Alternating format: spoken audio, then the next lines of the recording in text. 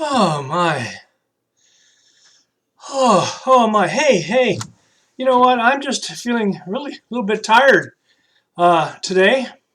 For some reason, I was out hunting, fox hunting actually, hunting foxes. But the fox kept getting away from me yesterday. You know, those little foxes, they're just so sly. And this particular fox was just a little trickster. I feel like I've been outfoxed. I guess that's what people say when they say that person was as sly as a fox. Yeah. Hey, did you ever see a fox? Oh, maybe you did. And just to let you know, I really wasn't out fox hunting last night. Just was saying that to draw you into our story for today.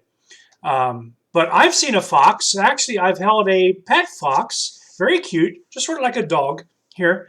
Um, and foxes have this reputation of being sly. Okay, sly foxes. Yeah, very cunning. In the Bible, foxes are mentioned several times. In the Old Testament, we find a story of Samson. You remember Samson, a strong man, who one time in Judges 15, the story is that he went out and he caught 500 foxes or 300 foxes.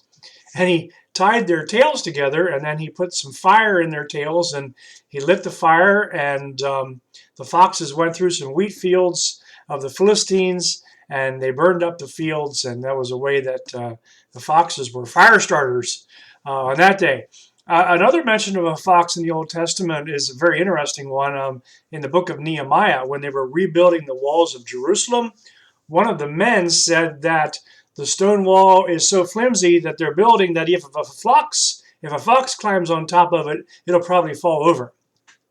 And foxes are very small, so he was commenting on the the weakness of the wall. Interesting. Jesus also talked about foxes twice that we know of. One is in Luke 9, where he replied, "Foxes have dens, birds have nests, but the Son of Man," Jesus, "has no place to lay his head." So he was just referencing where foxes live. But I find it interesting that Jesus did refer one time to somebody else as a fox.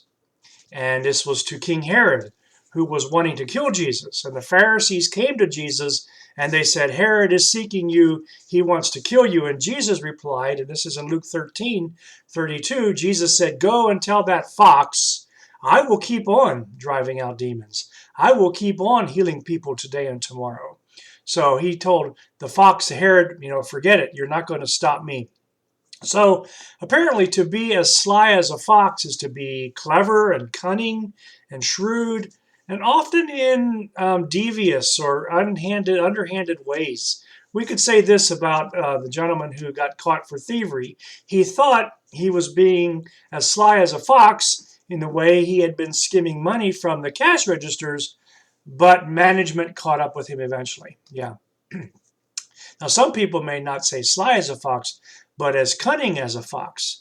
I could say this about John. John is as sly as a fox. You have to be as cunning as a fox to outwit him. Wow. Okay. So there may be people who are sly, who are somewhat devious in that, and they get away with stuff just because they're using their smarts, but not in good ways. Well, I don't think we need to be as sly as foxes. However, we do need to be wise when dealing with things that are challenging, wise in knowing how to react to someone who may be picking on us, wise in responding to a challenge or a hard time, wise in knowing how to deal with a difficult person or someone who wants to argue all the time. Jesus said in Luke chapter 21, "I will give you words of wisdom. None of your enemies will be able to withstand them or prove them wrong."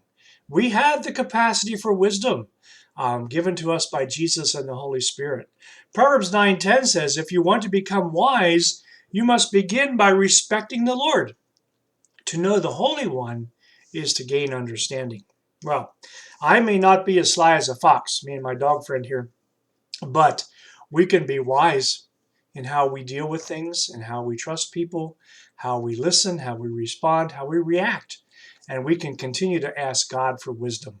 So, I'm not telling you to be as sly as a fox today. That sounds a little shady at times, but be wise in what you do. and how you respond and how you react to things of life. And today, I wish for you joy and I wish for you peace.